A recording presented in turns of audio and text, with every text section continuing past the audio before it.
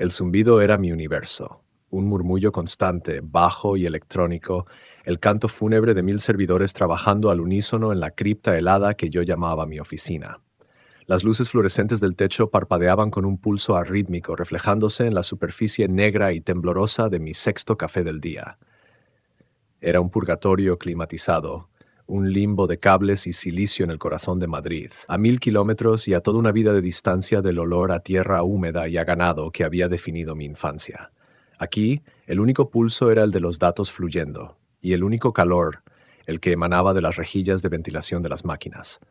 Yo era Javier, y era el guardián de este mausoleo digital, un trabajo tan anónimo y estéril como el alma que sentía marchitarse dentro de mí. Había huido del campo hacía casi una década. Huido. No me había ido, ni me había mudado, había escapado como un prisionero que lima los barrotes de su celda noche tras noche. La granja de mi padre, Ricardo, no era un hogar, era una sentencia. Un lugar de amaneceres brutales, de manos agrietadas por el frío y la soga, y de una soledad tan vasta y opresiva como el cielo plomizo de Galicia. Cada día antes de la escuela me despertaba antes del alba para acarrear sacos de pienso que pesaban más que mi resentimiento. Ricardo, un hombre tallado en la misma madera nudosa y resistente que los postes de sus cercas, no conocía el afecto, solo la exigencia. Inútil era la palabra que usaba como punto y aparte. Un coscorrón en la nuca era su forma de corregir mi postura cuando un saco se me resbalaba. El olor a estiércol y a heno se me pegaba a la piel, al pelo, a la ropa barata, convirtiéndome en el paria de la escuela. Javi el de la posilga, me silbaban los otros niños en los pasillos, arrugando la nariz con un desprecio que imitaban de sus padres. Cuando se lo contaba a Ricardo, su respuesta era un gruñido. Si no fueras tan blando como tu madre, te respetarían. Y esa era otra herida, una que nunca se me permitió sanar. Mi madre, Isabel. Su recuerdo era un oasis en el desierto de mi memoria. El olor a jabón de Marsella en sus manos, la cinta de seda roja con la que se ataba el pelo, la calidez de su abrazo cuando Ricardo me gritaba. Murió cuando yo tenía 10 años. Se cayó del pajar, me dijo mi padre, con la misma falta de emoción con la que anunciaría una helada. Buscaba nidos de lechuza y se partió el cuello contra el viejo comedero. La enterró él mismo, en el otro extremo de la finca, cerca de una arboleda de chopos, sin sacerdote, sin vecinos, sin lágrimas. Solo una cruz de madera tosca con su nombre quemado a fuego. Ese lugar se convirtió en mi único refugio, donde le contaba mis días a un montículo de tierra, esperando una respuesta que nunca llegaba. El teléfono vibró sobre la mesa metálica, sacándome de mi letargo. En la pantalla, un nombre que era un fantasma: Elena. Mi corazón dio un vuelco doloroso, un músculo atrofiado que de repente recibía una descarga eléctrica. Elena. Era nuestra vecina más cercana, si es que a vivir a 1 kilómetro de distancia por un camino de tierra se le puede llamar cercanía. Era una mujer mayor de rostro surcado por arrugas amables y manos siempre cubiertas de harina o tierra de su jardín. Tras la muerte de mi madre, Elena se había convertido en una especie de ángel guardián silencioso. Aparecía con un bizcocho o un guiso caliente justo los días en que la tensión en casa era insoportable. Era ella quien me había encontrado una vez temblando de frío y de miedo, después de que Ricardo me dejara atado al silo de grano durante horas en pleno invierno por haber derramado un cubo de agua. Sus ojos, llenos de una pena que no se atrevía a nombrar, me habían arropado más que la manta que me echó por los hombros. Dejé que el teléfono vibrara hasta callar. Llevaba años ignorando las llamadas de casa.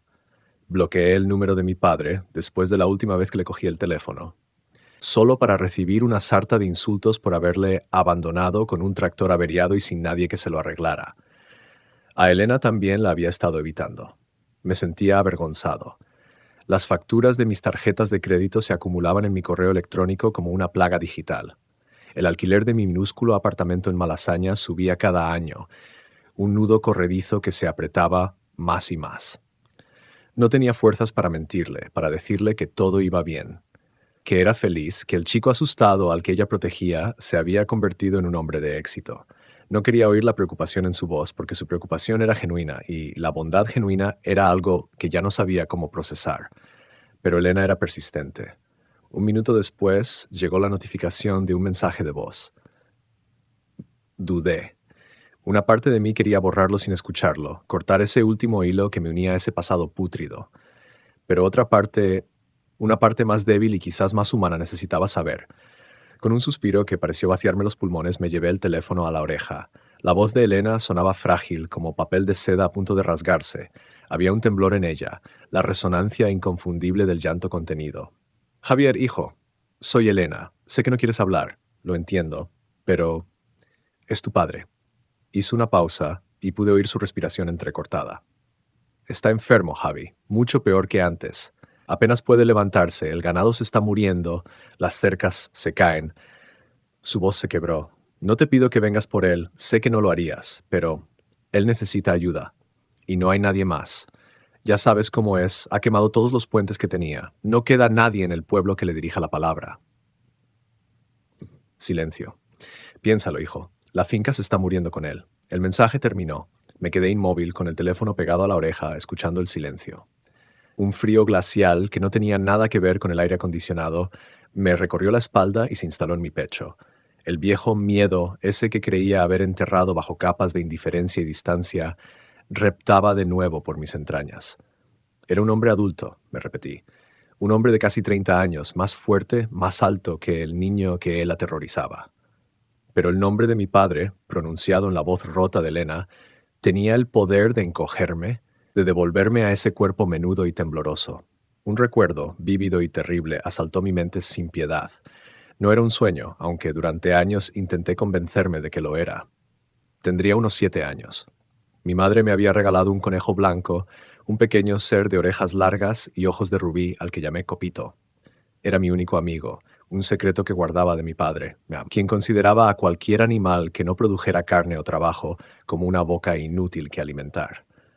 Una tarde de otoño, después de una lluvia fina que había dejado la hierba resbaladiza y brillante, perseguí a Copito cerca del lindero del bosque, más allá del viejo sauce llorón.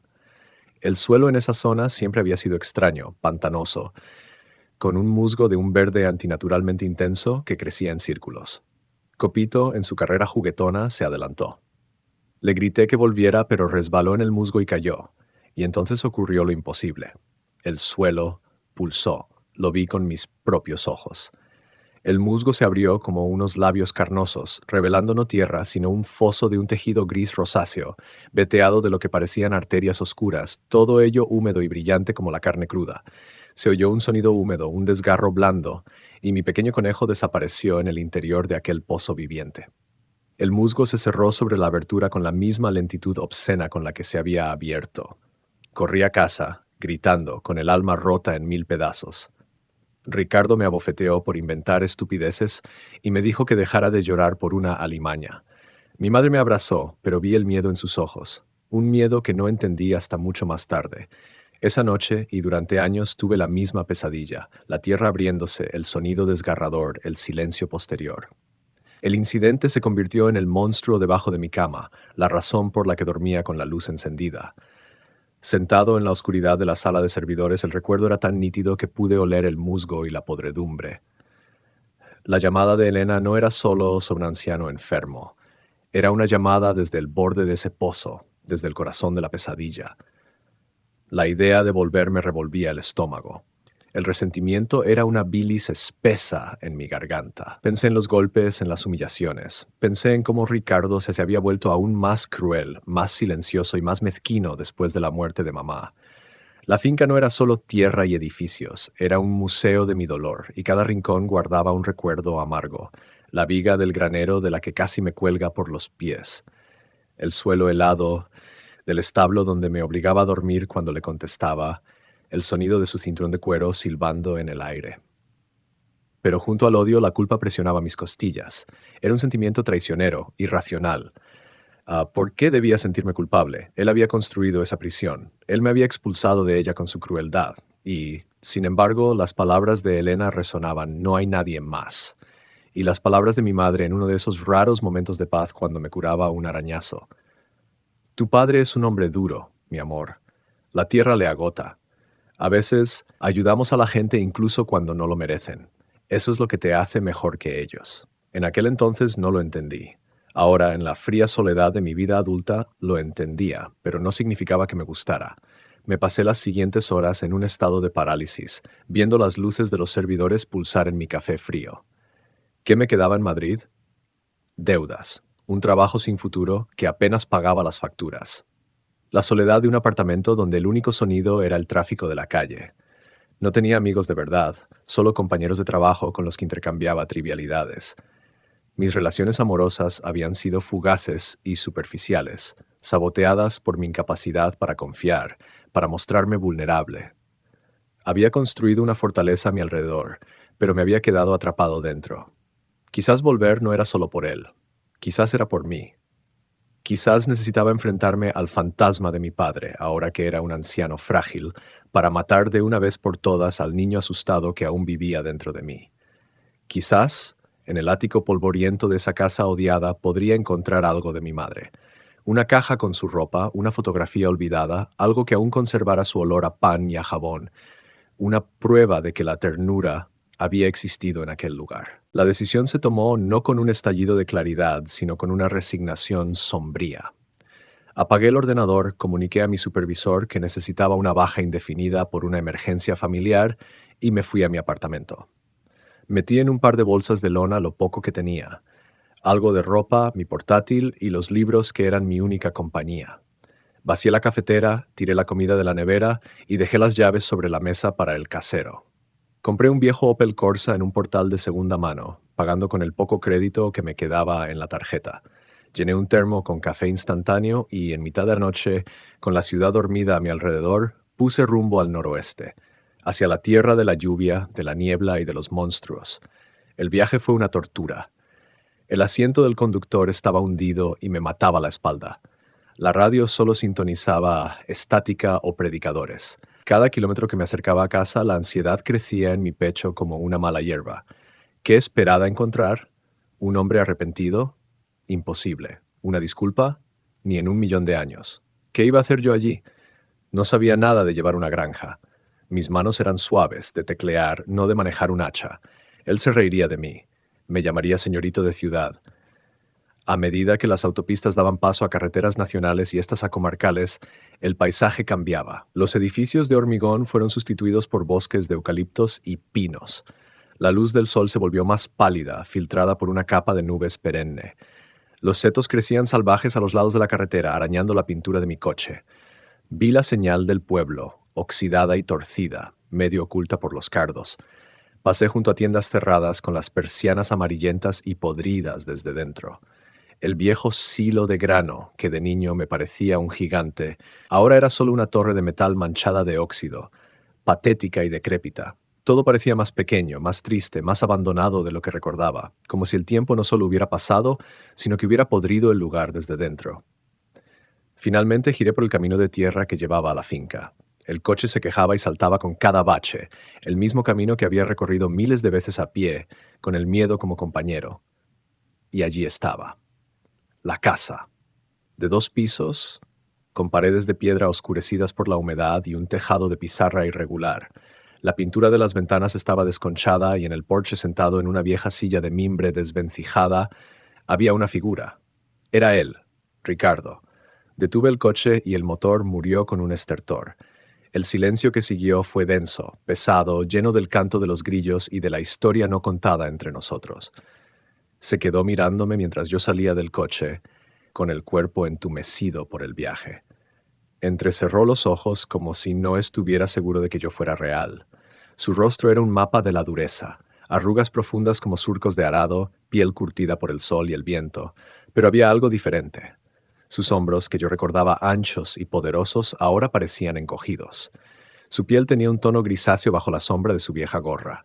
Había manchas de la edad en sus mejillas y una costra de sangre seca bajo una de sus fosas nasales. El hombre que podía levantarme del suelo con una sola mano cuando se enfadaba, ahora parecía que una ráfaga de viento podría derribarlo.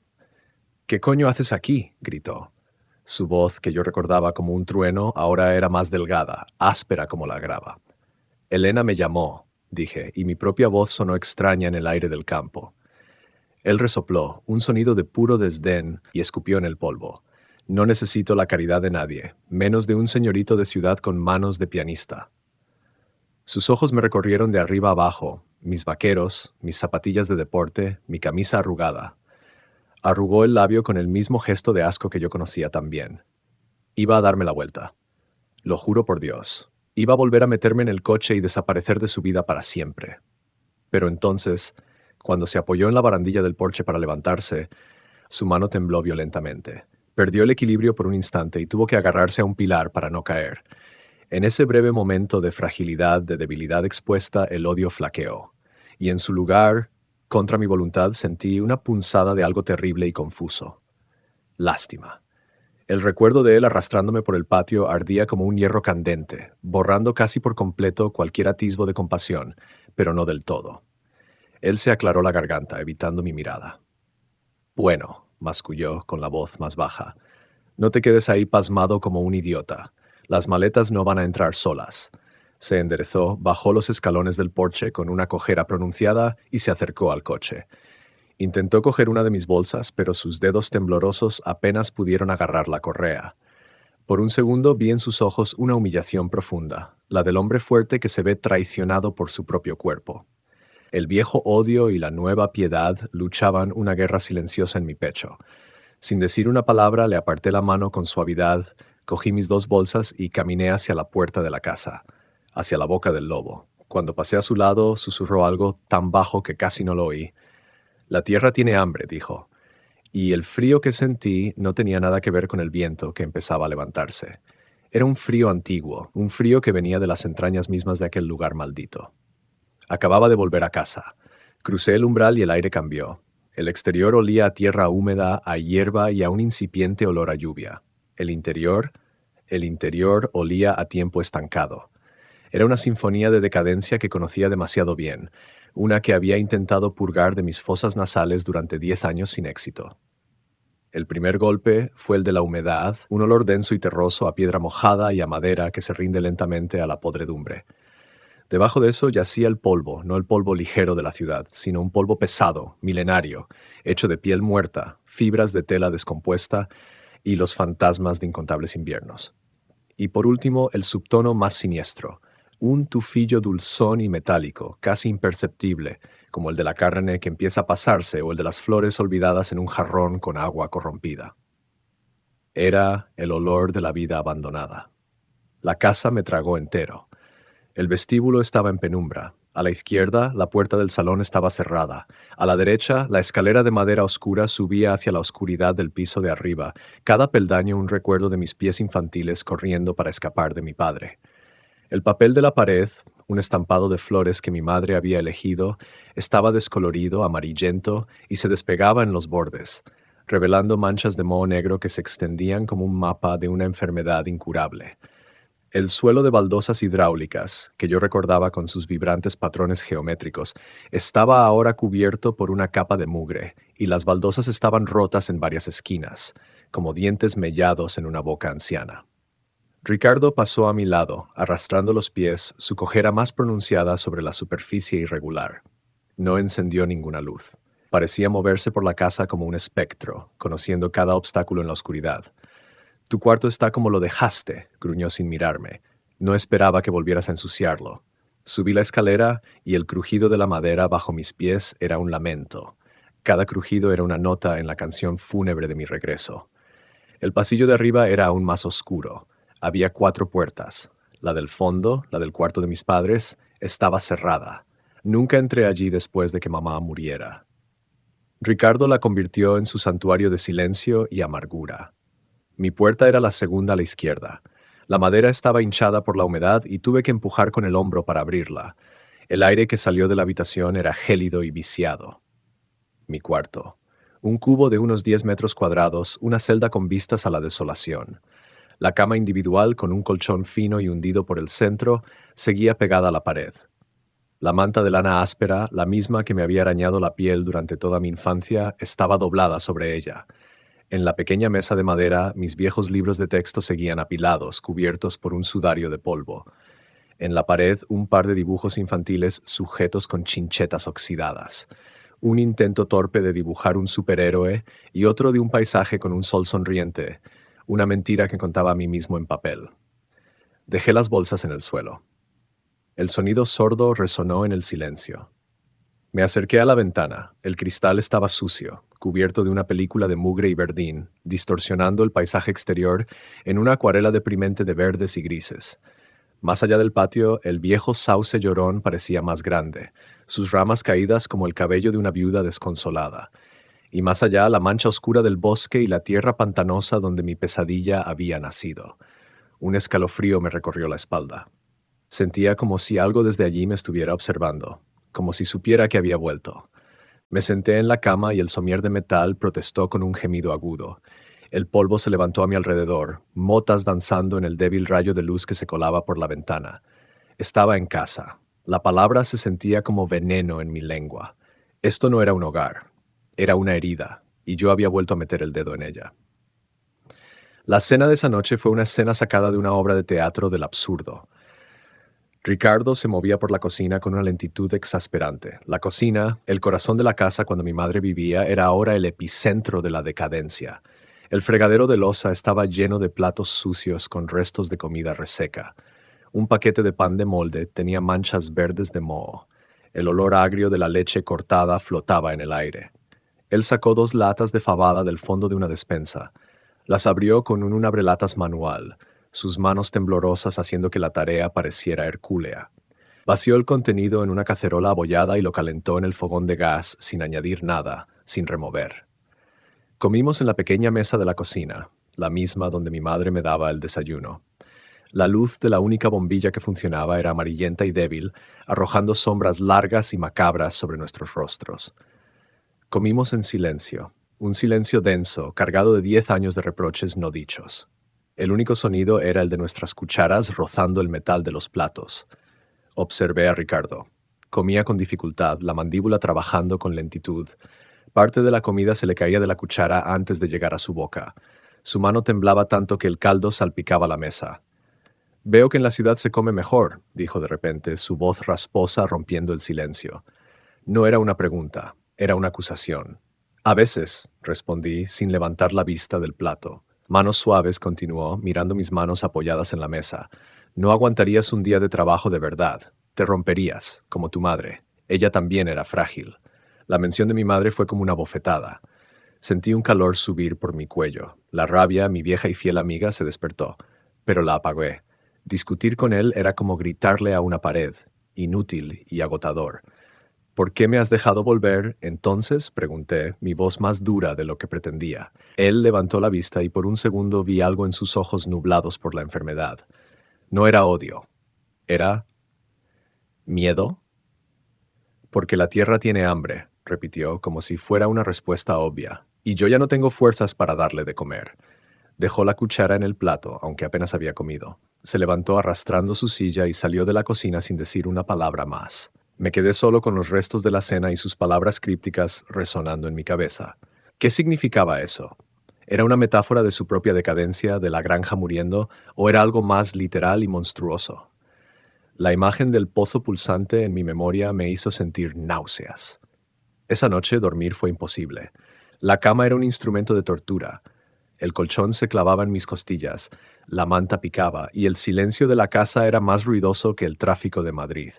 Cada crujido de la madera, cada golpe del viento en la ventana, era una amenaza en la oscuridad.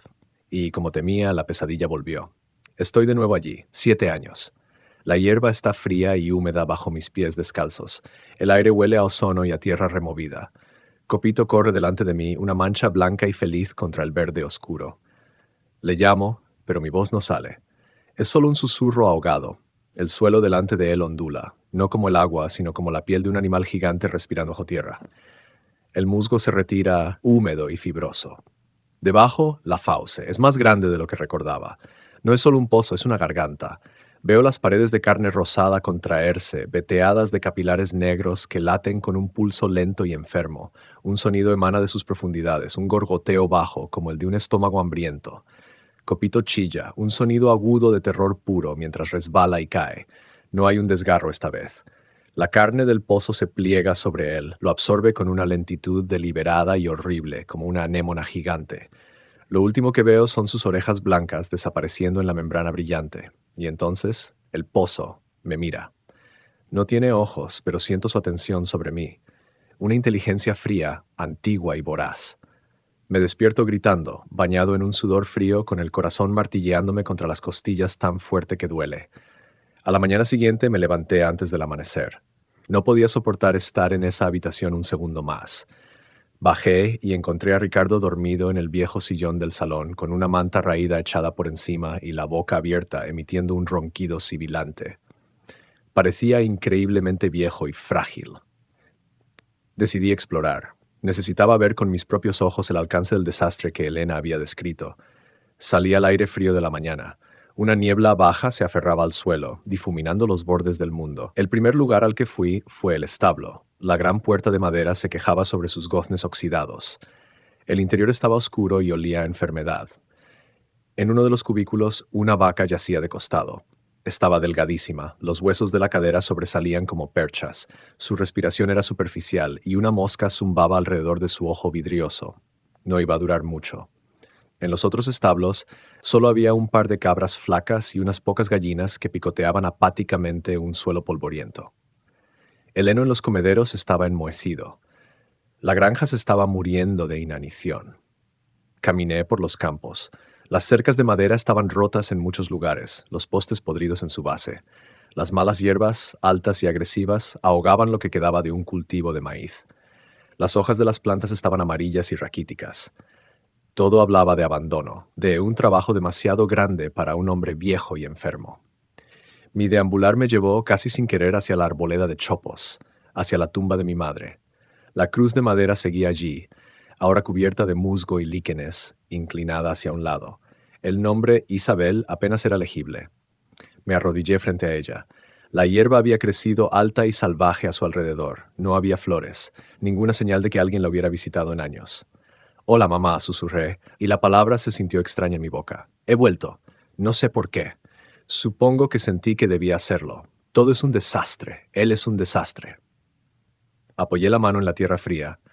«Desearía que estuvieras aquí. Nunca debiste dejarme solo con él». Una lágrima caliente rodó por mi mejilla y cayó sobre una hoja. Me quedé allí un largo rato, hablando en susurros a un fantasma, el único acto de oración que me quedaba. Cuando volví a la casa, Ricardo ya estaba despierto, sentado a la mesa de la cocina con una taza de café solo. «¿Has disfrutado del paseo, señorito?», preguntó con sarcasmo. «La finca se cae a pedazos», le dije, ignorando su tono. «¿Ah, sí? ¿Te has dado cuenta tú solo?», se burló. «Para eso has vuelto, para trabajar. Coge la caja de herramientas del cobertiz y repara la cerca del campo norte, la que da al camino. No quiero que el poco ganado que queda se escape». Era una orden, no una petición, la misma dinámica de siempre, el amo y el sirviente. Sin decir nada, salí hacia el cobertizo. El trabajo fue brutal. Mis manos de oficinista no estaban preparadas. A la media hora ya tenía ampollas. Los viejos postes de madera estaban tan podridos que se deshacían al intentar clavar las grapas. El alambre de espino me rasgó la camisa y los brazos. Sudaba, maldecía y sentía cada músculo de mi espalda protestar. Ricardo me observaba desde el porche, una silueta inmóvil juzgándome en silencio. Me llevó todo el día a reparar un tramo de apenas 20 metros. Cuando terminé, exhausto y cubierto de mugre, volví a la casa. Él seguía en el porche. «No está mal para un inútil», concedió, lo que en su idioma era casi un cumplido. «Mañana limpiarás el establo de la vaca enferma. Si muere tendrás que sacarla de ahí». Esa noche la pesadilla fue peor. Esta vez, en el sueño, no solo veía a la fauce, la oía. Oía una voz en mi cabeza, una voz que no eran palabras, sino pura necesidad. Hambre, un hambre antiguo, voraz e insaciable, un hambre que parecía emanar de la propia tierra bajo mis pies. Los siguientes días se fundieron en una rutina de miseria. Cada mañana Ricardo me asignaba una tarea física agotadora: desatascar una zanja, acarrear leña, apuntalar una viga podrida del granero. Cada tarea me dejaba el cuerpo dolorido y las manos en carne viva. Cada noche me recompensaba con su silencio despectivo y una comida miserable. Y cada noche la pesadilla volvía, cada vez más intensa, más real. Empezaba a sentir que no estaba durmiendo, sino visitando un lugar real. Una tarde, una semana después de mi llegada, ocurrió algo que rompió la monotonía. Estaba arreglando una bomba de agua manual cerca del corral de las cabras cuando oí un gemido ahogado. Me volví y vi a Ricardo intentando sacar a una de las cabras más flacas del corral. El animal se resistía, balando lastimosamente. Ricardo tiraba de la soga con todas sus fuerzas, pero eran pocas. Su rostro estaba pálido, cubierto de un sudor frío. Jadeaba y sus piernas temblaban. ¿Necesitas ayuda?, le pregunté acercándome. ¡Fuera!, gritó con una ferocidad que me sorprendió. No es asunto tuyo. Vuelve a tu trabajo. De repente sus rodillas cedieron. Se desplomó en el suelo, soltando la soga. La cabra corrió hacia el fondo del corral. Ricardo se quedó en el suelo respirando con dificultad, con una mano apretada contra el pecho. Corrí hacia él. ¡Papá!, grité, la palabra saliendo de mis labios por primera vez en una década. Estoy bien, jadeó, intentando apartarme, pero no tenía fuerzas. Le ayudé a levantarse. Su cuerpo pesaba poquísimo. Era como levantar un saco de hojas secas. Le llevé a rastras hasta el porche y le senté en su silla. Su respiración era un silbido agudo. Tengo que llevarla, susurró con los ojos cerrados. Es el día. Tiene hambre. ¿Llevarla a dónde? ¿Quién tiene hambre?, le presioné, el miedo y la sospecha formando un nudo frío en mi estómago. Sus ojos se abrieron de golpe y me miraron. Estaban llenos de pánico. El canalón del granero, dijo, su voz repentinamente clara y autoritaria, aunque temblorosa. Está atascado. Sube al tejado y límpialo. Ahora mismo. Es más importante. Ve. Era una orden absurda. El cielo estaba despejado, pero la urgencia en su voz, la desesperación por alejarme de allí, era palpable. Le miré, sentado en su silla, un anciano patético y tembloroso, intentando dar órdenes. Y miré hacia el corral, donde la cabra flaca le devolvía la mirada con sus ojos amarillos e indiferentes.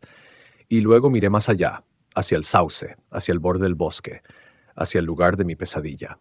De acuerdo, dije lentamente. Iré a limpiar el canalón.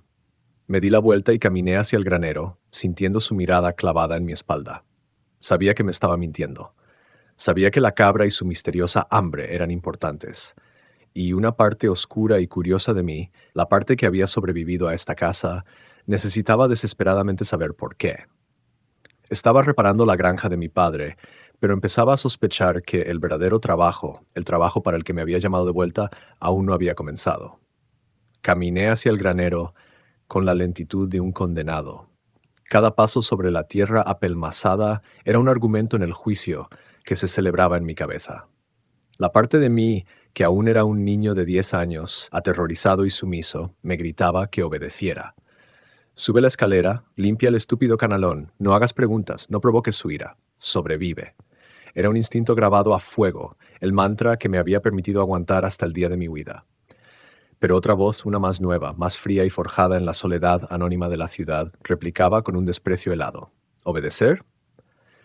¿A ese anciano decrépito y patético que se había derrumbado intentando arrastrar una cabra? ¿Al hombre que te mintió sobre tu madre, sobre tu infancia, sobre todo? Me había enviado a una tarea inútil con una urgencia desesperada, y esa desesperación era un rastro de sangre en la nieve. Un rastro que llevaba directamente al corazón de la pesadilla que me había atormentado durante 20 años. La curiosidad, en mi caso, no era un simple anhelo de saber. Era una necesidad visceral de confirmar que no estaba loco, que el monstruo de mis sueños era real. Llegué al cobertizo de herramientas. La puerta colgaba de un solo gozne. Dentro, el olor a metal oxidado y aceite rancio era espeso. Encontré una vieja escalera de madera, pesada y astillada. La arrastré a propósito, dejando que sus patas rasparan el hormigón, creando un sonido creíble de trabajo. La apoyé contra la pared lateral del granero, justo debajo del canalón. Hice ruido. Subí un par de peldaños, golpeé el metal con los nudillos, arranqué un puñado de hojas secas y las tiré al suelo. Todo para la función. Todo para el espectador que sabía me observaba desde el porche. Me asomé con cuidado por encima del tejado.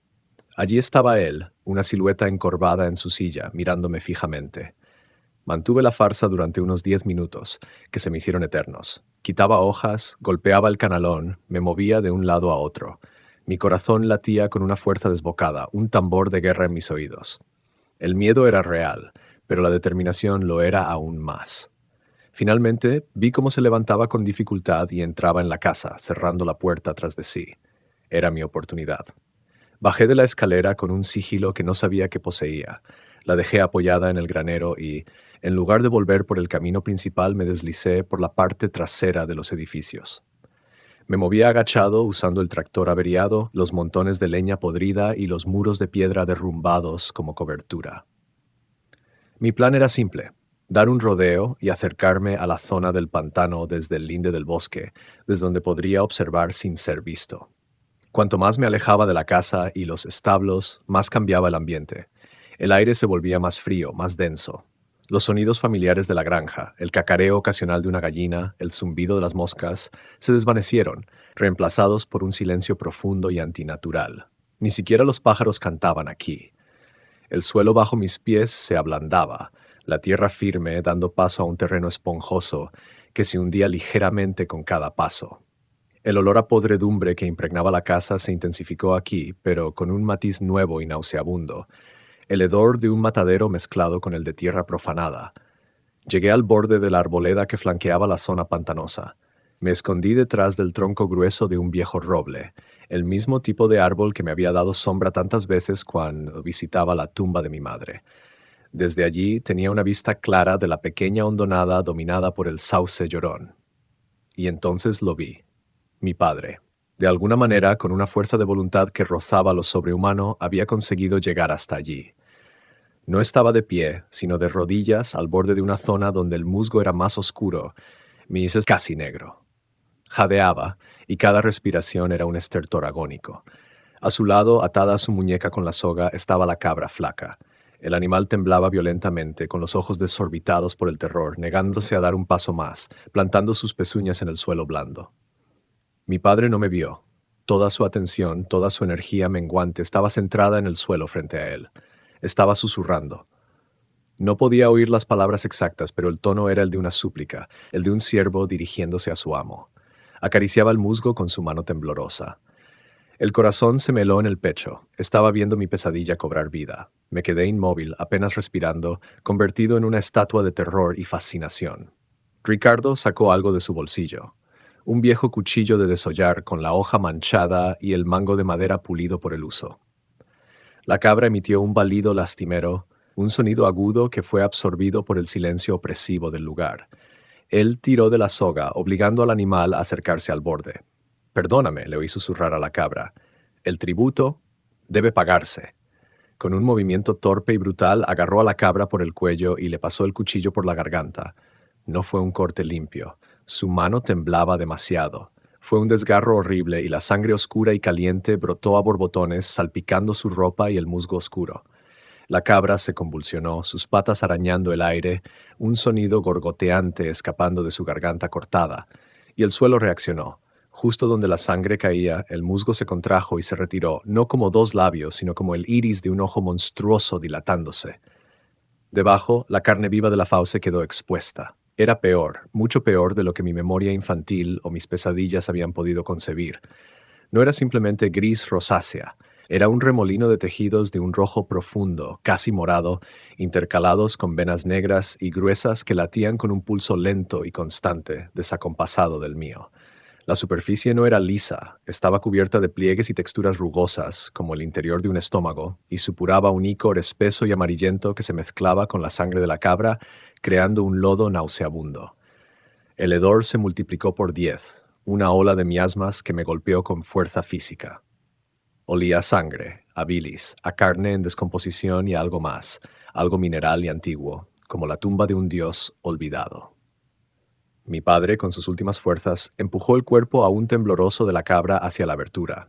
El animal cayó con un chapoteo húmedo, y la fosa se contrajo. Las paredes carnosas se plegaron hacia adentro, agarrando el cuerpo, succionándolo hacia abajo con una serie de espasmos peristálticos. Se oyó un sonido húmedo, un ruido de succión y de huesos rompiéndose que me revolvió las tripas. En menos de 5 segundos, la cabra había desaparecido por completo. El iris de carne se cerró lentamente, y el musgo volvió a cubrir la cicatriz en la tierra, dejando solo una mancha oscura y húmeda donde había caído la sangre. El ritual había terminado. Ricardo se quedó de rodillas, con la cabeza gacha, el cuerpo entero sacudido por temblores. Luego, como una marioneta a la que le cortan los hilos, se desplomó de costado sobre el suelo esponjoso, inconsciente o muerto, no lo sabía. Salí de mi escondite. Mis piernas se sentían como si fueran de plomo. El mundo parecía irreal, los bordes de mi visión borrosos. Caminé hacia él, con el sonido de la succión aún resonando en mis oídos. Le di la vuelta. Seguía respirando, pero sus soplos eran superficiales y rápidos. Sus labios estaban azules y su piel tenía la frialdad de una piedra. El cuchillo seguía en su mano, un agarre flojo y senil. Lo levanté.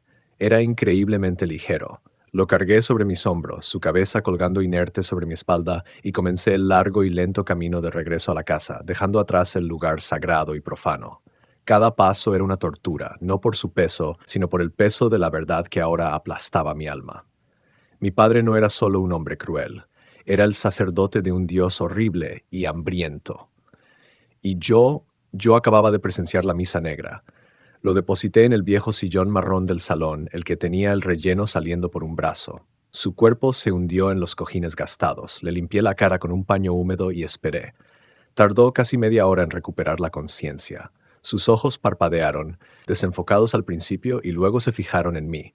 No había sorpresa en ellos, solo una derrota infinita y agotada. «Lo viste», dijo, su voz un susurro apenas audible. Asentí, incapaz de hablar. Me agarró la muñeca. Su mano estaba helada, su piel delgada como el papel. «Mi tiempo se acaba, muchacho», graznó con la mirada perdida en el techo. «Es hora de que sepas. Es hora de que entiendas la tierra». Tomó una bocanada de aire, un sonido seco y vibrante en su garganta. «Mucho antes de que tú nacieras, antes incluso de tu madre, la tierra empezó a fallar». Sus ojos se cerraron un instante. Las cosechas se pudrían en los surcos, la cebada se llenaba de moho, las gallinas dejaron de poner. Tosió, una tos débil y húmeda. «Tu madre y yo discutíamos mucho, por el dinero, por Dios, por todo. Lo intenté todo, muchacho. Fertilizantes que quemaban la tierra, rezos que nadie escuchaba. Nada funcionó». Se detuvo, sus labios temblando. «Y entonces, un día llegaste gritando por lo del conejo». Sus ojos me buscaron. «Estabas blanco como la leche, no podías ni articular las palabras, dijiste que la tierra se lo había tragado. No te creí, pensé que eran mentiras de niño». Su voz se quebró, pero esa tarde fui allí, pasado el sauce, y la vi, el musgo retirado, la carne debajo, latiendo. Me miró, y en sus ojos vi el reflejo de un horror de hacía 30 años. Después de que se comiera el conejo, el campo de guisantes reverdeció. Salieron guisantes grandes como puños. No le di importancia hasta que una semana después las hojas volvieron a amarillear. Pensé que quizás necesitaba comer otra vez, así que cogí un viejo macho cabrío. Le corté el cuello justo encima de ese agujero y lo tiré dentro. El recuerdo le hizo estremecerse. Al día siguiente el trigo estaba alto, las espigas de cebada gordas. La tierra había vuelto a la vida, y así ha sido desde entonces. La tierra nos alimenta, y nosotros la alimentamos a ella. La habitación pareció encogerse a mi alrededor. El aire era demasiado espeso para respirar. Mi pesadilla infantil no era una fantasía. Era el génesis del pacto monstruoso de mi familia. Intenté otras cosas, continuó, como si leyera mi mente. Animales atropellados, cadáveres de cuervos. Pensé que si quería carne, le daría igual que estuviera fresca. Negó con la cabeza. Pero cada vez que le daba algo viejo, la tierra se agriaba. Las cosechas salían amarillas, el grano se pudría.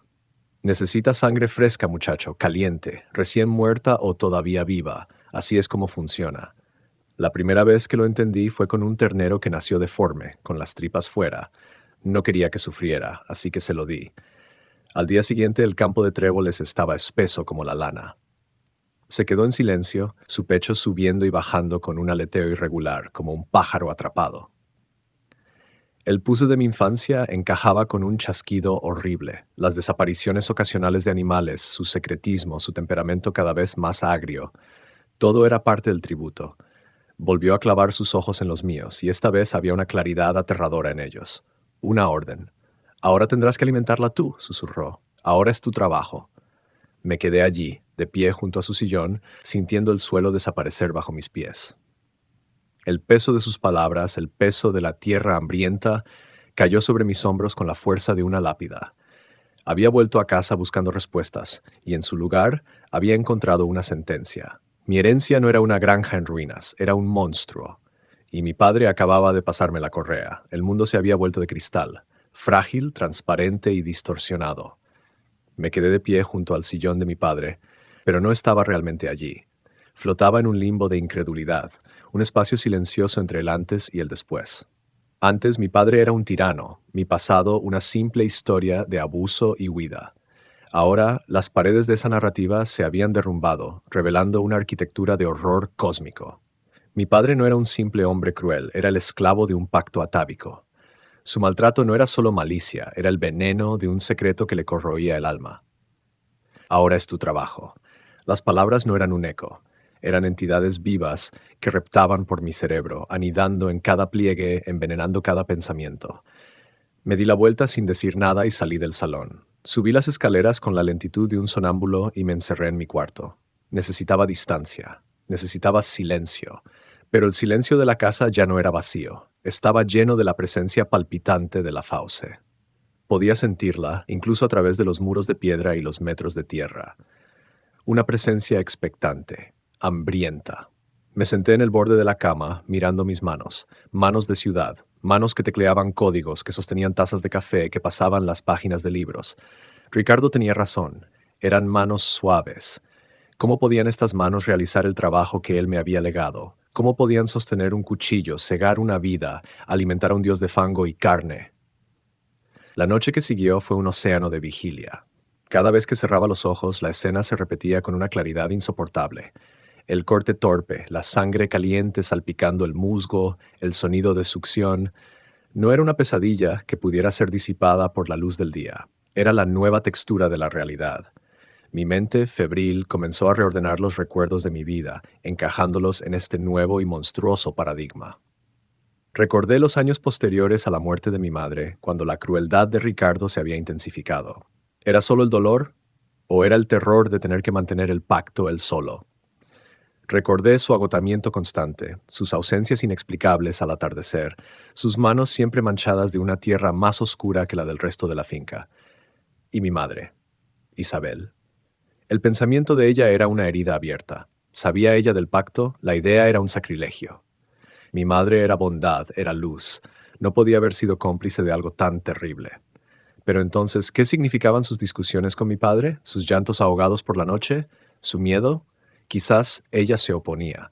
Quizás ella quería huir, no solo de él, sino de la tierra misma. ¿Y su muerte? Se cayó del pajar. La explicación oficial, tan fría y simple, ahora parecía una mentira endeble, una tapadera para una verdad demasiado horrible para ser contada. ¿Había sido realmente un accidente o se había interpuesto en el camino del tributo?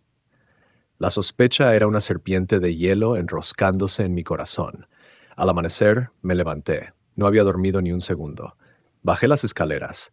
Ricardo seguía en el sillón, pero esta vez estaba despierto. Sus ojos hundidos en sus cuencas me siguieron mientras entraba en la cocina. Había una nueva dinámica entre nosotros. Ya no era el amo y el sirviente, era el guardián saliente y el entrante, el sacerdote anciano y su acólito aterrorizado. «El café está hecho», dijo, su voz un graznido débil. Preparé 2 tazas en silencio y le llevé una. Sus manos temblaban tanto que tuve que ayudarle a sostenerla. Bebió a sorbos, sus ojos fijos en mí por encima del borde de la taza. Había una pregunta en ellos, una expectativa pesada. Después del tributo, comenzó, respirando con dificultad entre palabras. La tierra responde rápido. Sal y mira. Tienes que aprender a ver las señales. Tienes que saber cuándo está satisfecha y cuándo empieza a tener hambre de nuevo. Una parte de mí quería gritarle, llamarle monstruo, loco. Otra parte quería salir corriendo de esa casa y no parar hasta que el olor a podredumbre fuera solo un mal recuerdo.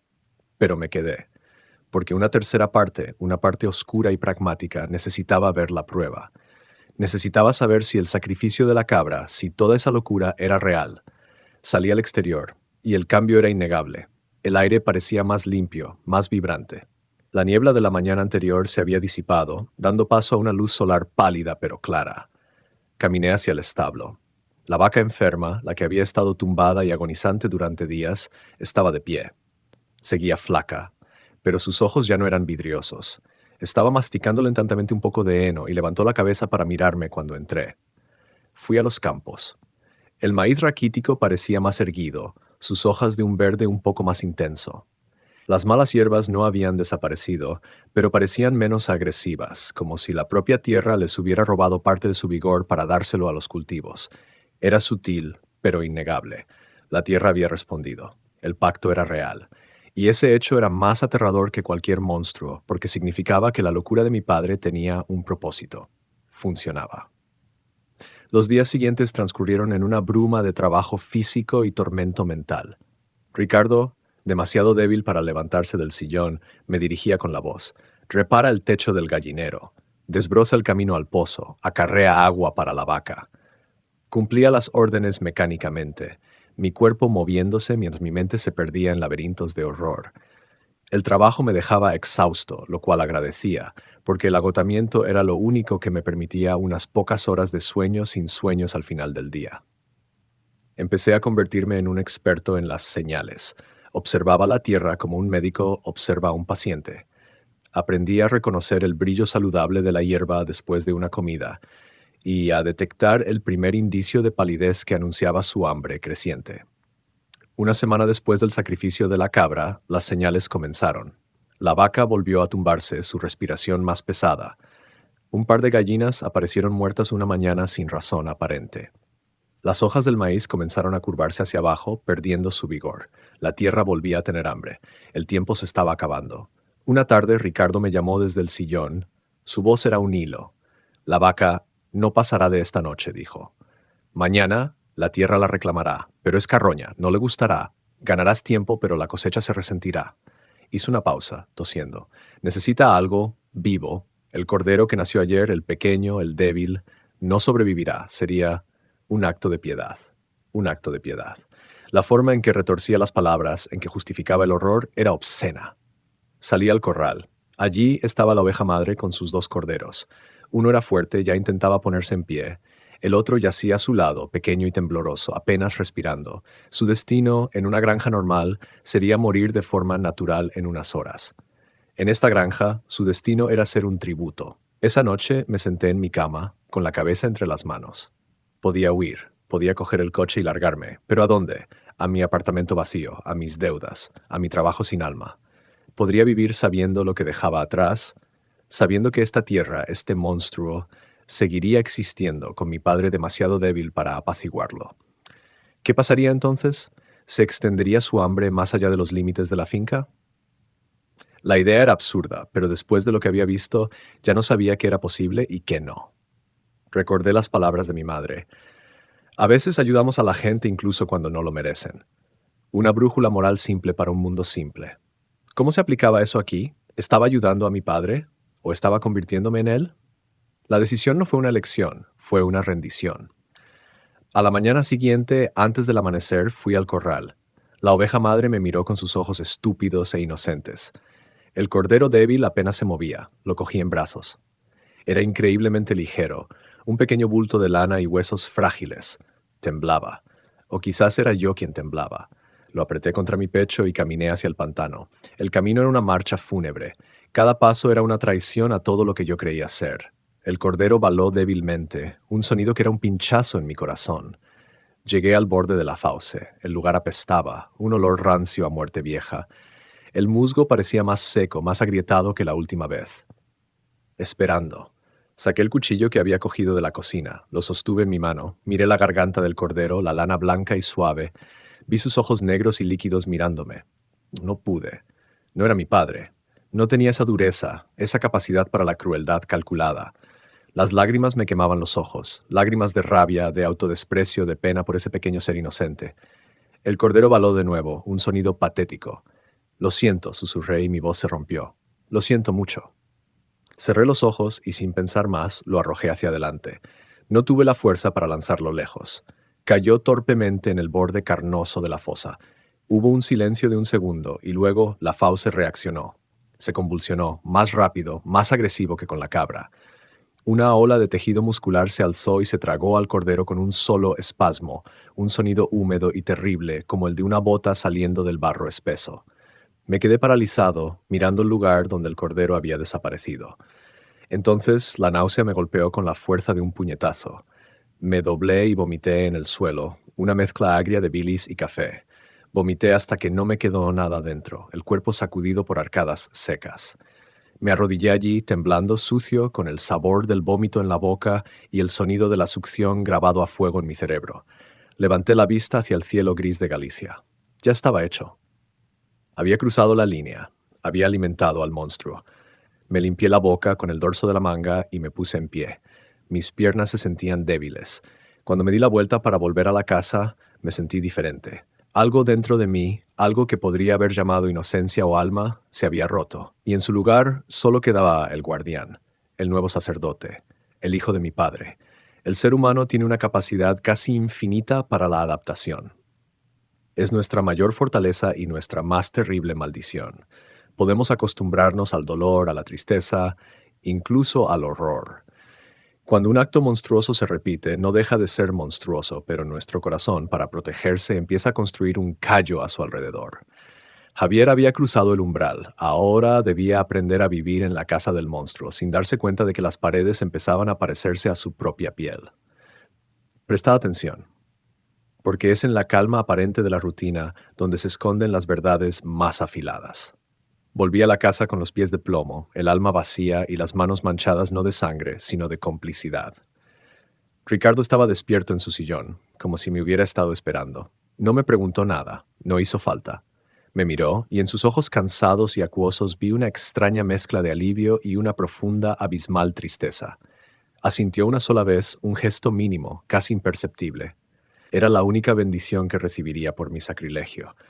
El traspaso de poder se había completado. A la mañana siguiente la tierra celebró mi pecado. El sol, por primera vez en semanas, brillaba con una fuerza casi insolente. El aire olía a hierba fresca y a tierra fértil, un perfume que ahora me resultaba obsceno. La vaca enferma, que la noche anterior era un saco de huesos al borde de la muerte, se había levantado y bebía agua con avidez. Los cultivos parecían haber crecido varios centímetros durante la noche, sus hojas de un verde vibrante, casi agresivo. La granja entera zumbaba con una vitalidad antinatural, una salud comprada con la vida de un cordero inocente. Era la gratitud del monstruo, su forma de decir gracias y vuelve pronto. Y yo, de pie en medio de todo aquello, me sentí más enfermo y vacío que nunca. Las semanas se convirtieron en meses.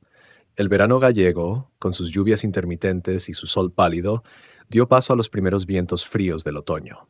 Y yo caí en la rutina del horror. Mi cuerpo cambió. Las manos suaves de pianista de las que se burlaba mi padre se llenaron de ampollas que luego se convirtieron en callos duros y amarillentos. Mi espalda, antes acostumbrada a la silla de oficina, ahora conocía el dolor sordo y constante del trabajo físico, pero también se fortaleció. Mis brazos, que apenas levantaban un pack de servidores, ahora podían acarrear sacos de pienso y postes de cercas. Me estaba convirtiendo físicamente en el hombre que mi padre siempre había querido que fuera, y la ironía era tan amarga que a veces tenía que detenerme y respirar hondo para no gritar. Mi alma también cambió, y eso fue lo peor. El ciclo se estableció con una regularidad implacable. La tierra florecía durante 3, a veces 4 semanas. Luego las señales de su hambre regresaban, una oveja que enfermaba, un ternero que nacía débil, el brillo que se desvanecía de los pastos, y yo cumplía con mi deber. El segundo sacrificio fue un cerdo joven que cojeaba. El tercero, un par de gallinas que habían dejado de poner. Cada vez era un poco más fácil, no porque el acto fuera menos horrible, sino porque mi capacidad para sentir se estaba atrofiando. La náusea fue reemplazada por una resignación sombría. El temblor de mis manos por una frialdad mecánica. Llevaba al animal, evitaba sus ojos, lo arrojaba a la fauce y me marchaba, sintiendo un vacío gélido en mi interior. Estaba construyendo un callo alrededor de mi corazón, tal y como mi padre debió de haber hecho décadas atrás. Nuestra relación también se transformó. A medida que su cuerpo se debilitaba, Ricardo se volvía más locuaz. Postrado la mayor parte del día en su sillón o en la cama, se convirtió en mi mentor del horror. No le des nunca aves de corral 2 veces seguidas, me aconsejó una tarde mientras yo limpiaba la cocina. No le gusta. La tierra se vuelve perezosa. Hay que variar la dieta. Otra vez, mientras reparaba una herramienta, me habló de su propio padre. Él también la alimentaba, dijo con la mirada perdida. Pero era más duro, decía que el miedo del animal sazonaba la ofrenda. Una estupidez, la tierra solo quiere la vida, el calor, no le importan los sentimientos. A veces, por la noche, cuando le llevaba una taza de leche caliente, me contaba historias de cuando yo era un niño, antes de que mi madre muriera. «Te gustaba dormir en el pajar con un libro sobre el pecho», me dijo una vez, y una sonrisa fugaz, casi un fantasma, cruzó sus labios agrietados. «Eras un buen chico, demasiado blando». En esos momentos sentía un tirón doloroso en el pecho. Era la punzada del afecto que siempre había anhelado, ofrecido ahora en el contexto más monstruoso imaginable. Recibía las migajas de un padre, pero el precio era convertirme en su reflejo. Con mi nueva y endurecida perspectiva, la cuestión de la muerte de mi madre comenzó a supurar en mi mente.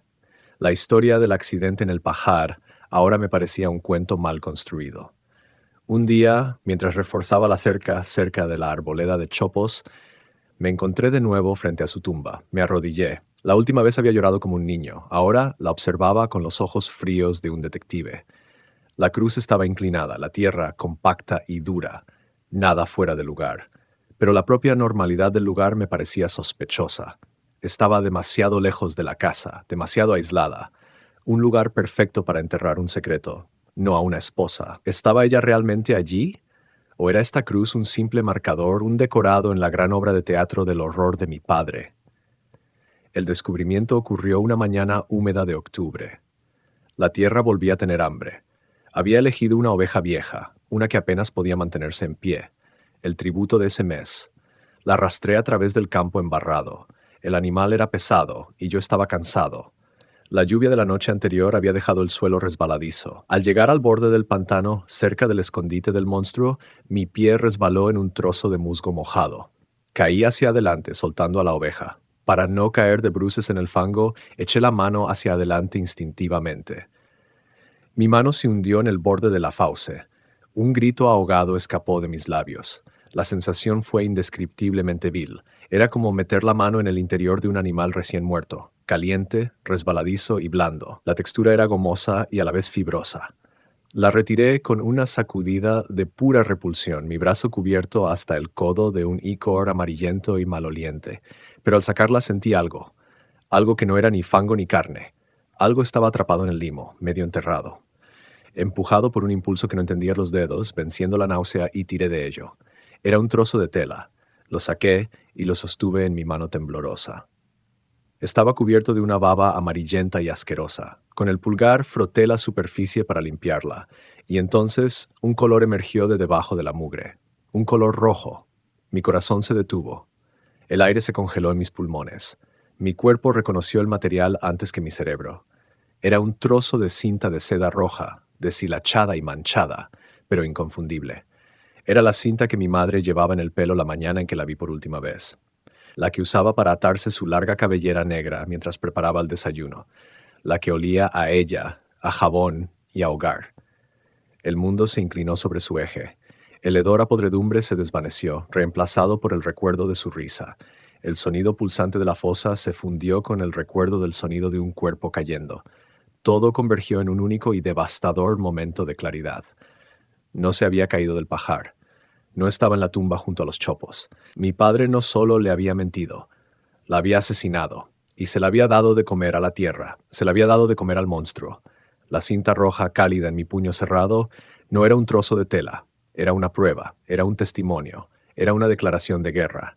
La rabia, pura y volcánica, eclipsó el miedo, la resignación y el dolor. Me levanté, dejando a la oveja olvidada balando en el fango, y me di la vuelta hacia la casa. El juicio acababa de empezar. Y yo ya no era solo el guardián, era el verdugo.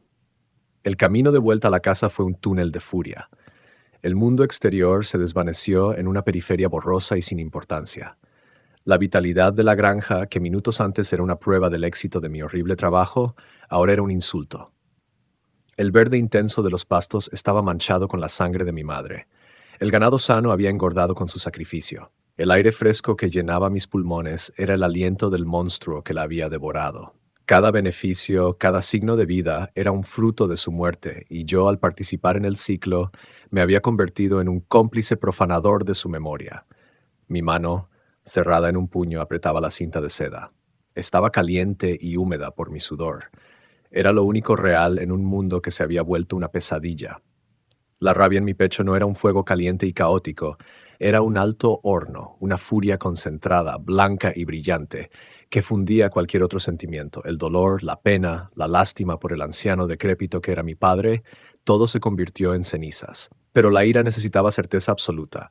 Antes de la sentencia debía haber una última prueba irrefutable. No entré en la casa. Giré bruscamente hacia el cobertizo de herramientas, mis botas chapoteando en el lodo con una determinación violenta. La puerta que colgaba de un gozne la arranqué de una patada. Dentro, ignoré las herramientas de labranza y fui directo a por la pala. Su mango de madera era sólido y pesado en mis manos. Era un arma, un instrumento de exhumación. Marché, no caminé, hacia la arboleda de chopos, hacia la tumba falsa. El cielo, como si presintiera algo, se había oscurecido con nubes de tormenta. Llegué frente a la cruz de madera inclinada, el nombre de Isabel casi borrado por el tiempo y la intemperie. No hubo pausa, no hubo un momento de silencio. Clavé la punta de la pala en la tierra junto a la cruz con un gruñido. El suelo estaba duro, compacto, por años de abandono. Cada palada era un golpe, un grito, acusación.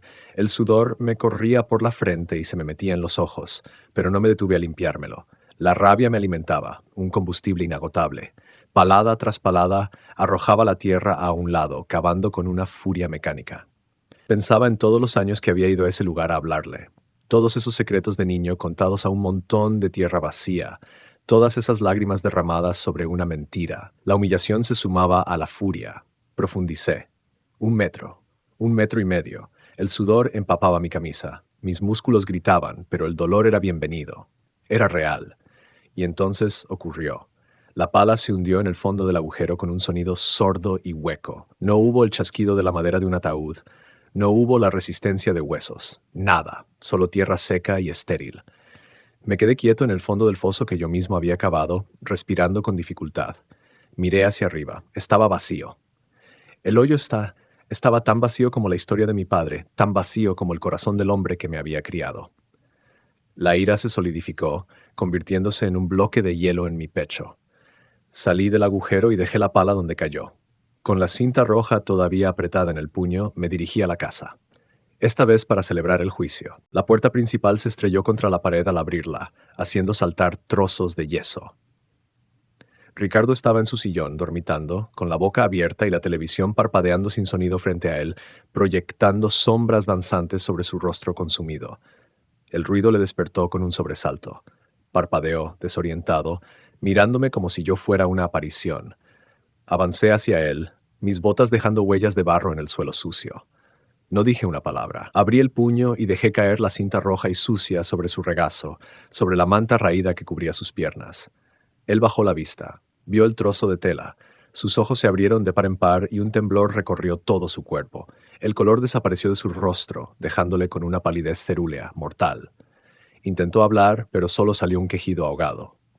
La encontré, dije, y mi voz no sonó como la mía. Era una voz más grave, más fría, la voz de la tumba vacía. Estaba en el fango, donde la tiraste. Levantó la vista hacia mí, sus ojos inundados de un terror absoluto.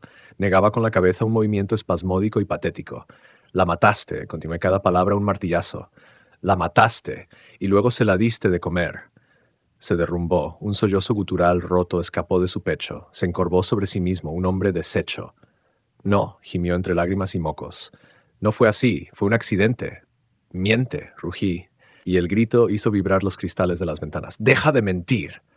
Es la verdad, chilló, su voz aguda y rota. Estábamos acabados. El banco llamaba cada día, las cosechas se pudrían. Tu madre no lo entendía. Se sorbió las lágrimas, su relato saliendo a trompicones, una confesión pútrida que llevaba 20 años fermentando. Decía que teníamos que irnos, vender la finca. Venderla, esta tierra es mi sangre, la de mi padre y la de su padre antes que él. No podía dejar que muriera. Dijo que me estaba volviendo loco, continuó, con la mirada perdida. Que lo del hambre de la tierra eran estupideces. Dijo que te iba a coger y que se iba a marchar, que si intentaba detenerla, llamaría a la policía. Su respiración era un estertor. No lo planeé. Te lo juro, Javi. Discutimos en el pajar. Ella me gritaba. Yo la empujé. Solo quería que se callara. Se tropezó hacia atrás, resbaló y cayó por la abertura del suelo. Cayó sobre el viejo comedero, se partió el cuello, murió al instante. Le miraba fijamente, mi rostro una máscara de piedra. Su historia de un accidente no me conmovía, solo alimentaba mi desprecio. Estaba allí, muerta, susurró. Y pensé que si la fosa se la llevaba, quizás arreglaría la cebada, el moho, los animales que morían de hambre, el tributo más grande para la mayor necesidad. Así que la arrastré hasta allí. Levantó sus ojos llorosos hacia mí. Ella me habría perdonado. Ella siempre me perdonaba. Esa fue la frase que rompió la última fibra de contención dentro de mí, la autocompasión, la monstruosa y egoísta creencia de que incluso después de asesinarla y profanar su cuerpo, todavía tenía derecho a su perdón. No, escupí, y la palabra fue tan afilada como el cristal roto. Algo dentro de mí, un dique de contención que había aguantado toda mi vida, reventó. La furia se convirtió en acción. Le agarré por la muñeca de su brazo. Su piel era fina como el papel, sus huesos frágiles como los de un pájaro. Gritó de sorpresa y dolor cuando le puse en pie de un tirón. Sus piernas se doblaron, pero le sostuve, sintiendo lo increíblemente ligero que se había vuelto. Era una cáscara vacía. ¿Y ahora quieres que yo siga alimentando esta pesadilla como si fuera un deber familiar? Mi voz subió, afilada por el asco. Bien, de acuerdo. Hice una pausa, mirándole a los ojos, dejándole ver el abismo que se había abierto en los míos. Vamos a alimentarla. El terror en su rostro fue absoluto. Negó con la cabeza, las lágrimas corriendo por su barbilla.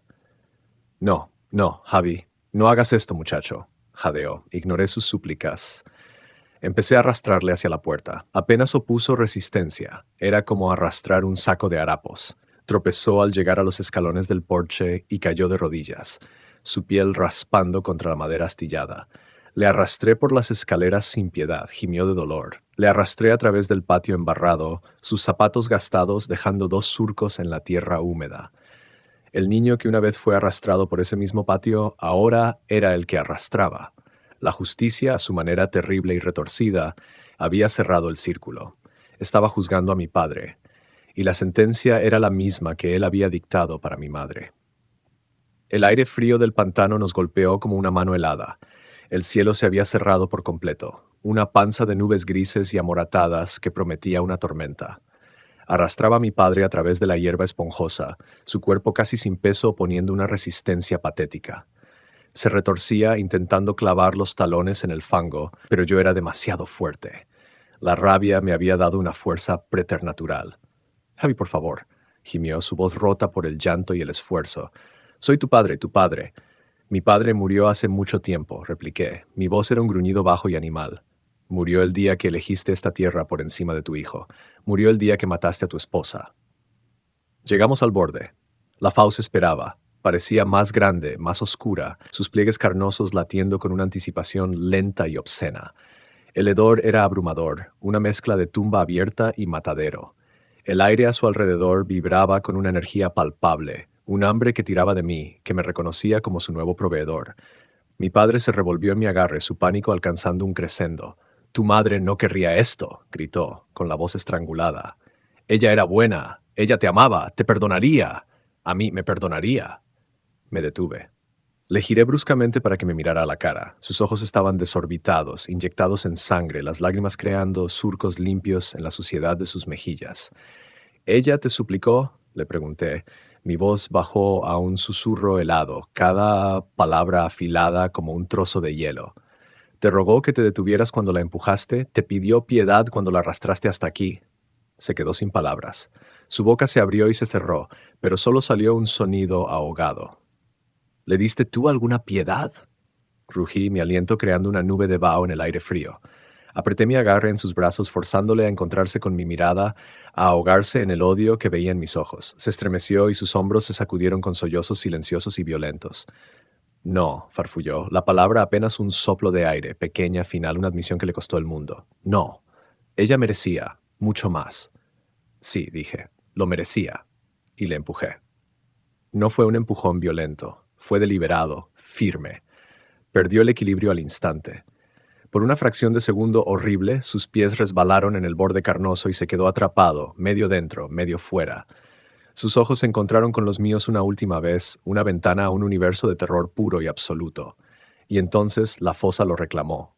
No fue rápido como con los animales. Fue lento, íntimo. La carne del pozo pareció volverse adhesiva, pegándose a su ropa, a su piel. Lo arrastró hacia abajo, centímetro a centímetro. Sus brazos se agitaron, sus uñas arañando inútilmente las paredes venosas en un intento desesperado de encontrar un agarre que no existía. Abrió la boca para gritar, pero el fango y el licor llenaron su garganta, ahogando su último grito en un gorgoteo espantoso. Observé, impasible, cómo era engullido. Vi cómo la fosa se plegaba sobre él, abrazándole en un abrazo mortal, arrastrándole hacia sus profundidades, con un sonido de succión húmedo y prolongado que parecía que nunca iba a terminar. La última parte de él en desaparecer fue su mano, extendida hacia el cielo gris como si suplicara una ayuda que no llegaría. Luego, con un temblor final, los pliegues se sellaron. El musgo se deslizó sobre la cicatriz, y se hizo el silencio, un silencio absoluto profundo, roto solo por el sonido de mi propia respiración agitada y el retumbar lejano de un trueno. El monstruo había sido alimentado, el tributo final había sido pagado. Me quedé allí, de pie al borde, mirando el suelo ahora tranquilo, y entonces la furia, el combustible que me había impulsado, se evaporó, se fue de golpe, como si alguien hubiera apagado un interruptor, dejándome en una oscuridad fría y vacía. Mis rodillas se doblaron y caí sobre el suelo húmedo. La fuerza abandonó mis miembros. El mundo se balanceó. No sentí triunfo. No sentí alivio. No sentí justicia. Solo sentí un vacío inmenso y helado. Y en medio de ese vacío, una única y terrible epifanía floreció en mi mente con la claridad del relámpago que acababa de cruzar el cielo. Al matar al monstruo, al alimentar a la tierra con un sacrificio calculado por un bien mayor, la justicia, la venganza, daba igual, al tomar la decisión de cegar una vida para satisfacer una necesidad, había realizado el mismo acto fundamental que él. En ese momento me di cuenta de que era más parecido a mi padre de lo que jamás había pensado. Me levanté con la lentitud de un anciano. Mi cuerpo se sentía hueco, un autómata. Me di la vuelta y comencé a caminar de regreso a la casa. La lluvia empezó a caer, primero unas gotas frías y pesadas, luego un aguacero torrencial. El agua me empapaba, limpiando el barro y el sudor de mi piel, pero sabía que nunca podría limpiar la mancha que había quedado en mi alma. Entré en la casa. Estaba silenciosa, terriblemente silenciosa. El sillón donde él siempre se sentaba estaba vacío. Su presencia, que tanto había odiado, había sido reemplazada por una ausencia aún más opresiva. Subí a mi habitación, me quité la ropa mojada y me metí en la cama. Me acurruqué bajo la manta áspera, temblando no de frío, sino de la comprensión de mi nueva identidad. La granja ahora era mía, el pacto ahora era mío. La soledad, la verdadera soledad, ahora era mía. Había vengado a mi madre, había matado a mi padre, y al hacerlo me había puesto sus cadenas, me había convertido en el guardián. Los días que siguieron al sacrificio de mi padre, la tierra se entregó a una celebración obscena. Fue como si la ofrenda de la vida de su antiguo guardián, una vida empapada durante décadas en su servicio y su secreto, hubiera desatado un poder primordial. Una primavera milagrosa estalló en pleno otoño. El cielo se despejó mostrando un azul intenso y profundo que yo no recordaba haber visto nunca en Galicia. El sol bañaba los campos con una luz dorada y cálida. La hierba creció con una ferocidad esmeralda, espesa y suave como el terciopelo. Las cosechas de maíz, antes raquíticas, se enderezaron y maduraron en cuestión de días, sus mazorcas hinchadas y perfectas. La vaca que quedaba dio a luz a un ternero fuerte y sano. Los árboles frutales, que llevaban años sin dar más que frutos agrios y pequeños, se cargaron de manzanas rojas y brillantes.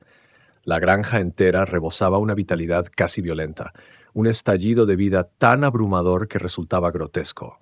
Cada flor, cada brizna de hierba, cada animal sano era un monumento a mi parricidio. Cada atardecer hermoso era la sonrisa de la tumba de mi padre, y yo caminaba por en medio de todo ello como un fantasma. La rabia que me había consumido se había ido, dejando en su lugar un silencio vasto y desolador. El odio y el amor, la pena y la venganza, todos los grandes sentimientos que mueven el mundo se habían quemado dentro de mí, dejando solo cenizas. Me había convertido en un cascarón, vacío por dentro, funcional por fuera. Pasó un año, luego otro. Las estaciones giraban y con ellas el ciclo inmutable de la Tierra. La explosión de vida que siguió a la muerte de mi padre duró casi 6 meses. Luego lentamente las señales regresaron. Un atisbo de palidez en la hierba, una cría que nacía muerta. El hambre volvía, siempre volvía, y yo la alimentaba. Me convertí en un experto. Aprendí los ritmos, los apetitos, las preferencias de mi dios de fango. Aprendí que la sangre de un animal joven y asustado producía una floración más rápida y vistosa. Aprendí que un sacrificio hecho de mala gana, con el corazón lleno de dudas, resultaba en una cosecha mediocre. Aprendí que la tierra no solo quería la vida, quería la intención, quería la entrega, quería al sacerdote tanto como a la ofrenda. Elena, la buena de Elena, intentó visitarme una vez, unos meses después de la desaparición de mi padre. Le abrí la puerta y me quedé mirándola en silencio. Ella vio el cambio en mis ojos, la frialdad que se había instalado allí donde antes había miedo. Vio mis manos, ahora las manos de mi padre, callosas y fuertes. Vio que el chico al que una vez había protegido ya no existía. Se disculpó, dio media vuelta y nunca más volvió a subir por el camino de tierra. Corté así mi último lazo con la humanidad. Me convertí en la granja. Mis días estaban definidos por el trabajo físico, mis noches por un sueño pesado y sin sueños. A veces, al atardecer, me sorprendía a mí mismo de pie en el porche, mirando mis tierras, con la misma postura, la misma mirada perdida que tenía mi padre. A veces, al reparar una cerca, un gruñido de esfuerzo escapaba de mis labios, y era su voz, no la mía, la que oía. La herencia no era solo la tierra y el pacto, era él. Me había metido dentro de mí, o quizás la tierra nos había moldeado a ambos a partir del mismo barro cruel. Un día, mientras limpiaba el polvo del viejo espejo del pasillo, vi mi reflejo. Vi a un hombre de rostro curtido, con arrugas prematuras alrededor de los ojos, la misma mirada vacía. Vi a Ricardo, y en ese momento lo entendí todo, la verdad final y más profunda de la maldición. El monstruo no es la fauce, el pozo es solo un estómago, un mecanismo. El verdadero monstruo es el pacto, la verdadera maldición es el guardián. La tierra no solo exige sangre para vivir, exige un alma para servirla. Toma a un hombre, lo aísla, lo carga con un secreto terrible, le obliga a cometer actos monstruosos una y otra vez, hasta que el horror se convierte en rutina y la crueldad en necesidad. Lo vacía de todo lo que le hacía humano, amor, esperanza, piedad, y lo rellena con la lógica fría de la supervivencia. La tierra no solo se come a los animales, se come el alma de su cuidador. Mi padre no nació siendo un monstruo. La tierra lo creó. Décadas de alimentar esa cosa, de vivir con el asesinato de su esposa en la conciencia, lo convirtieron en el hombre duro y cruel que yo conocí. Era una armadura psicológica que tuvo que construir para no volverse loco. Y ahora me había hecho lo mismo a mí. Me había convertido en lo que necesitaba que fuera. Un hombre lo suficientemente fuerte, lo suficientemente vacío y lo suficientemente roto para ser su eterno sirviente. Y esa es mi historia, la que os he estado contando. No soy un simple narrador que ha encontrado un cuento de terror en algún rincón oscuro de Internet. Soy Javier. Os hablo desde esta casa, ahora y para siempre. Cuento mi historia a la oscuridad, al éter digital, porque es la única manera de que alguien sepa que existí. Es mi única rebelión, mi único acto de humanidad restante. Afuera, las hojas de otoño caen. El aire es frío, y siento el primer cosquilleo en la nuca, la primera señal. La tierra empieza a tener hambre de nuevo. Pronto tendré que elegir un tributo, y lo haré. Sin rabia, sin pena, sin nada. Simplemente lo haré, porque es mi trabajo. La tierra permanece, y yo, su guardián, también permanezco, esperando, siempre esperando la próxima vez que tenga hambre.